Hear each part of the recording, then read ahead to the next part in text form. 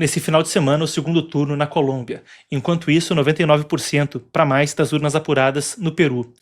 Duas eleições que podem ser definitivas quando se fala de pautas tão interessantes e que permeiam o debate, da Bolívia que eu citava agora há pouco, até o Brasil, até os Estados Unidos. O combate ao crime organizado, a posição de Rússia, China e Irã na América Latina e assim por diante. Vamos então primeiro sobre Colômbia. A reta final da disputa presidencial no país vizinho foi marcada por uma série de decisões. Bom, Peru e Colômbia são os dois vizinhos, mas eu me referi à Colômbia. Foi marcada por uma série de decisões judiciais. É interessante, a gente aguarda o segundo turno nesse domingo entre Espriella, Abelardo de la Espriella, um candidato recebendo amplo apoio de Donald Trump, o direitista outsider, a figura que espelharia Milei na Argentina, Bukele em El Salvador, Castro no Chile, esse tipo que se tornou tão comum na América Latina, disputando contra Ivan Cepeda, o candidato do atual governante Gustavo Petro. Ali não tem segundo turno, né? Tem os dois aí do lado, então o Cepeda é esse com a gola padre, e aquele que tá com essa camisa da seleção da Colômbia é o Abelardo de la Espriella. Não precisava nem falar, né? O cara tá com um boné escrito Abelardo Presidente. Bem, o cenário agora é um que pega o gancho até dessa camisa da seleção colombiana, onde ao longo da semana Abelardo lutou contra uma série de decisões da justiça, ou melhor dizendo, foi beneficiado em uma série de decisões que eram interpeladas contra ele na justiça colombiana.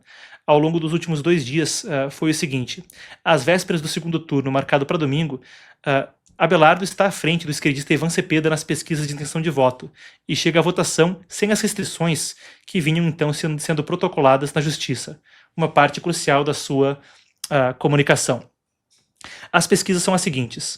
Segundo o levantamento da Atlas Intel publicado no último sábado, Espriella tem 50,9% das intenções de voto, mas não é margem curta não, 43,1% para Cepeda. A abertura novamente, então, nominalmente, fica aí em mais de 7 pontos percentuais. Mesmo com as margens de erro, parece ser uma vitória confortável para Espriella, conforme Petro enfrentou muito descontentamento ao longo da reta final do seu mandato. Eu falava das medidas judiciais dos últimos dias, que são a manchete do momento na Colômbia.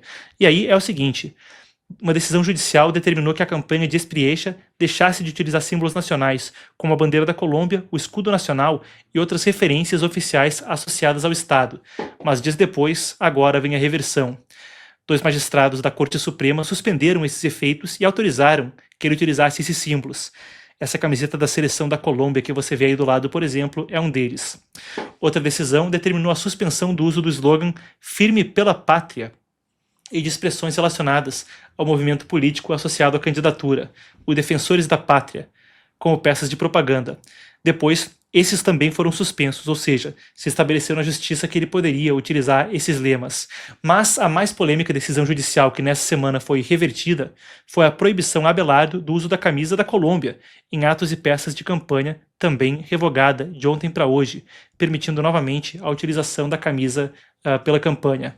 O Espriella publicou um vídeo nas redes sociais logo depois que dá pra gente o tom de qual é a campanha dele, que com a retórica de outsider tenta fazer uma campanha pra frentex aí, com musculação e assim por diante. Falou dos falsos positivos judiciais, decisões que foram depois revertidas. Esse é o vídeo que roda a internet agora, conforme, tanto pelas pesquisas quanto pela via judicial, o caminho parece se abrir para ele. Outro ponto, conforme a coisa agora segue nesse sentido, foi o apoio internacional. Trump já havia se manifestado anteriormente e ao longo das últimas horas voltou também a publicar na rede social Truth Social em favor do Espriella. Aqui a gente tem então a publicação de Trump, que temos. Aí está então. A coisa é longa, mas pega o gancho que eu pontuava anteriormente. Como as eleições latino-americanas se tornaram pauta que permeia a geopolítica e a pauta comum do crime organizado, não é? Aqui a gente pode até ler um trecho da fala de Trump. Vamos lá, eu leio um pouco com vocês. Ele disse que El Tigre, o tigre, Abelardo de la Espriella, é inteligente, forte e durão, ama o país dele como eu amo os Estados Unidos, e que ele vai ser tremendamente bem-sucedido em criar trabalhos para a economia, crescer a economia, promover comércio, parar a imigração ilegal e restaurar a lei e a ordem, reprimindo o crime e as drogas. E critica Cepeda como um marxista radical. Claro, Cepeda, apoiado por Petro, vem de um background onde a esquerda colombiana, pela primeira vez na memória recente, está à frente do país. E Petro foi muito criticado por Trump. Trump tem participado de eleições na América Latina nessa toada. Milei, Castro, as fura em Honduras, mas nessa tem até um quê interessante.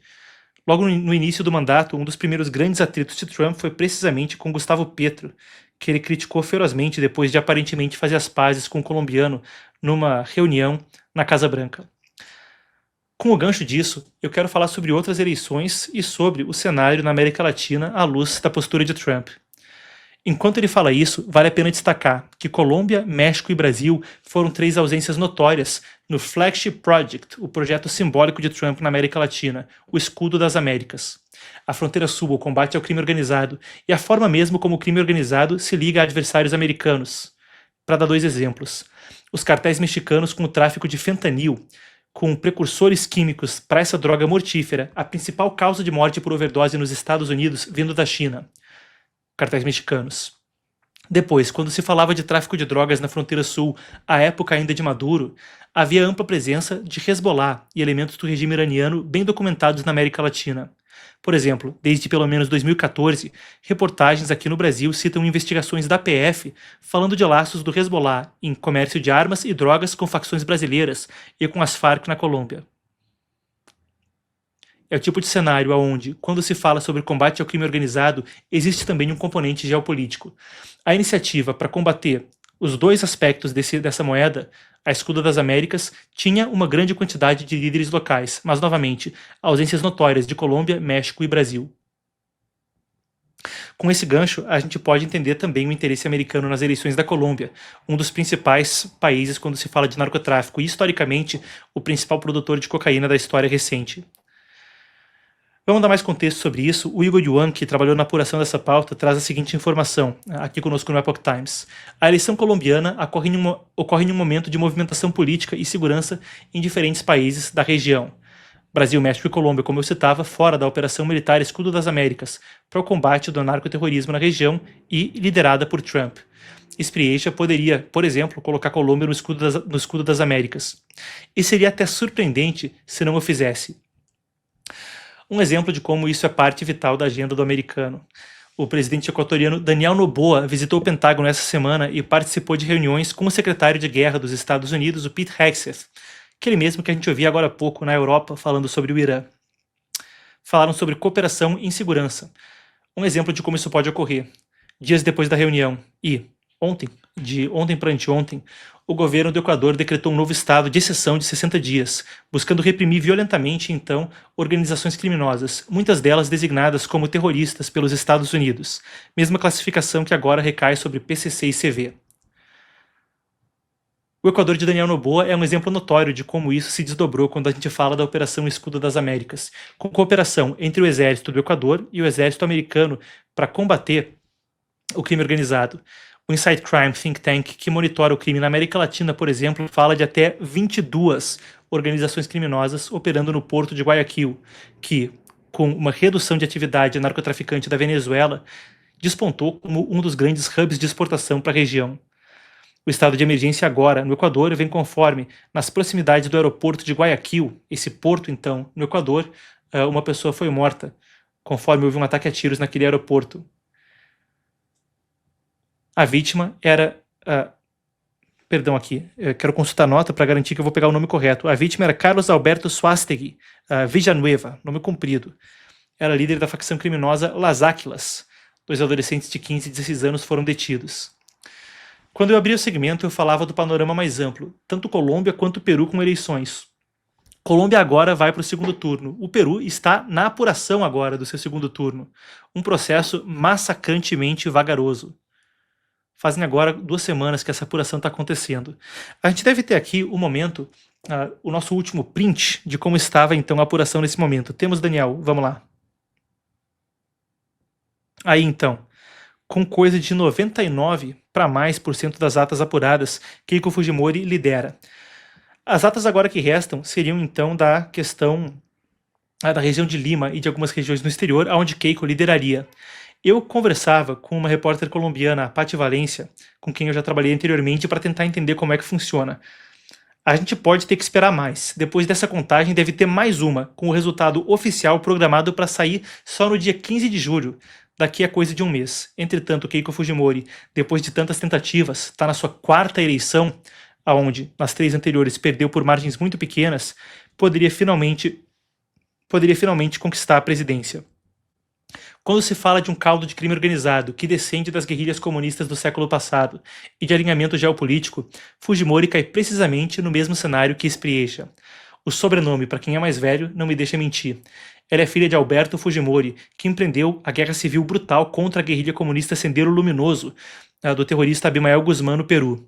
Uma figura que foi controversa, por um lado, repressor e autoritário, por outro, permitiu então o combate a uma guerrilha que tomava o Peru com atentados terroristas. Enquanto o legado de Fujimori é controverso, o recado sobra no horizonte. Ele foi um líder mão dura com o crime e alinhado aos Estados Unidos. No Zeitgeist, o espírito do tempo, Spriesha e Keiko Fujimori seriam duas pessoas que estariam na mesma toada. O resultado das eleições para a Colômbia deve vir até mais cedo que a do Peru, que já há 2 semanas apura as atas.